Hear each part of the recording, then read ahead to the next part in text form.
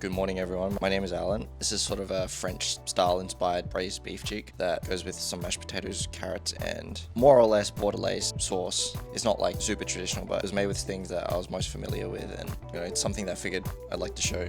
A very easy thing to impress people with.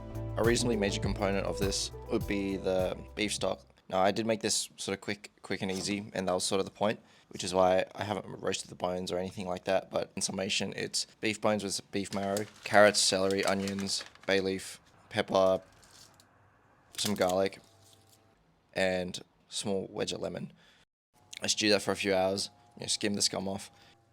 Fairly set in around 6 to 8 hours I stewed it for. Take out the bone marrow because you're going to use it for later in the mash and the sauce. After taking out all the big bones and big bits, and strain it. Cooled it down. Once it cooled down, removed the fat and all of that, and then what you're left is with the nice jiggly, gelatinized bits of stock. Well, there's a longer version of how to do this called French beef stock if you're interested. Because this is my first time doing it, my goal for the most part was just, I don't want anything to burn too much when I sear it or make the sauce all unclean per se, so I just trimmed up all the 3 beef cheeks that I had, removed all the silver skin and all the little bits and pieces. A tip for taking off the silver skin, I would suppose, is use the tip of your knife, stab it through, and then once you stab it through, there should be a little flap that comes off. Hold that flap and then just use long strokes of the knife, although this could be incorrect, but I found this quite helpful. Here's what I do know about braising or stewing meat so it's nice and tender is, one, you definitely should dry the outside, season it a little bit. That'll contribute towards giving it like a nice crust on the outside. That'll also then hold in the meat taste, during the simmering process, so it doesn't all just leach out per se. It makes it taste better in the end because, the brown crunchy bits or whatever can always taste good. I have a stainless steel pan, and so what's sort of required to make it non-stick is make sure it's hot enough that water doesn't evaporate immediately, it becomes little beads. That means it's hot enough, so then I put the oil in, which was beef tallow that I had made myself, seared the outside of beef cheek nice and good, as you can see. Finally chopped up some shallots and sauteed them in there. Once the shallots are more or less done, put the tomato paste in, and I cooked it down, put some heat through it. Now, before I was making the start of the beef stock, I should have put in tomato paste, but I did not, and that was my mistake, and which is why you see me put it in here in such a weird spot. And it's sort of sacrilege possibly, but it is what it is. Yeah, please forgive. I poured the beef stock in bit by bit so the tomato paste wouldn't clump up. Now it looks really red. I probably also shouldn't have seasoned it just then. I probably should have just waited for a bit later because there's salt on the beef cheek that will go in there to be simmered. What my goal with the simmering, I wanted to make sure that it wasn't too hard of a boil. It was actually a simmer so that it maintains sort of a pinkish inside. As weird as it sounds for a long cooked piece of meat. Not too hot, but just hot enough that it cooks the meat and makes it super tender. Because, well, beef cheek has a lot of collagen in it. What you saw earlier was not necessarily marble fat. It was more or less just connective tissue. Basically, gelatin is going to make it nice and sort of soft and delicate, a bit sticky in texture. To be honest, it's actually quite desirable. It's very nice. I figured it'd be done if it's sort of jiggly and not necessarily so soft it's going to fall apart just lifting it up with a fork, but it's kind of jelly-like jiggliness to it. Just skim off whatever's floating at the top, or at least that's what I did, because I'm going to use this for, I suppose, the Bordelaise sauce.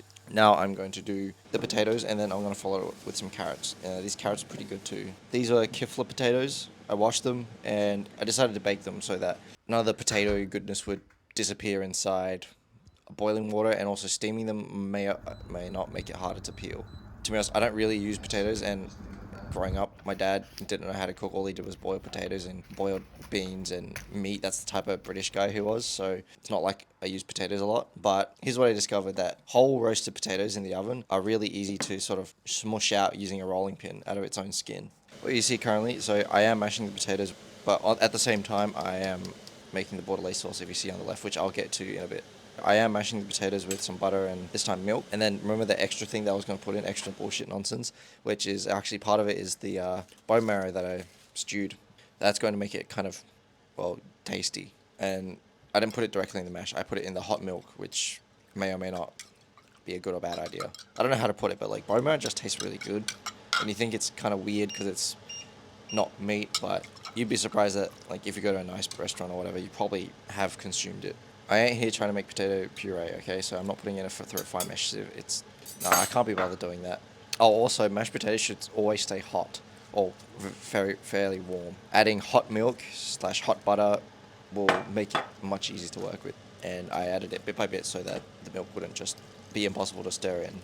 You'd be surprised at how much bone marrow actually makes mashed potato that much tastier. Oh yeah, also put way too much liquid in, or milk. Put it on the stove and evaporate it and until it's a little bit runnier than you want, because when it cools down and you plate it, it's going to thicken up because potato is very starchy, and that's what it'll just inherently do. Here what I'm doing is, I'm being a posh twat and gonna make some baby carrots. I chopped off and left some of the green bits on, and you can eat that. It's very much fine to eat. Clean the top part of it, you know, where the dirt and stuff is, and then wash it and walnut, because dirt is hidden there. Sort of my plan was I wanted something sort of a sweet carroty thing, and so I sauteed it in some butter and then garlic and salt and pepper it. Also, I put the thicker ends in first just to give them extra time, and then put the thinner ends in afterwards. And once the carrots were more or less a little bit before they needed to be pulled out, I poured a bunch of honey into it.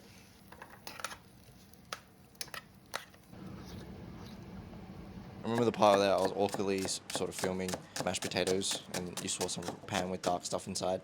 Oh yeah, this is sort of the Bordelaise sauce more or less that I'm showing now. But I finally made some shallots, sorted in the beef tallow that I had, and poured, for the most part, an entire bottle of wine. I used Cabernet Sauvignon, I believe, from what ChatGPT tells me. And then, because I enjoy it, I lit it on fire. It's also cool when you do it in the dark, but the camera kind of sucks, so we didn't really do that. I also seasoned it well. I rendered the liquid, that simmering liquid I used for the beef cheeks.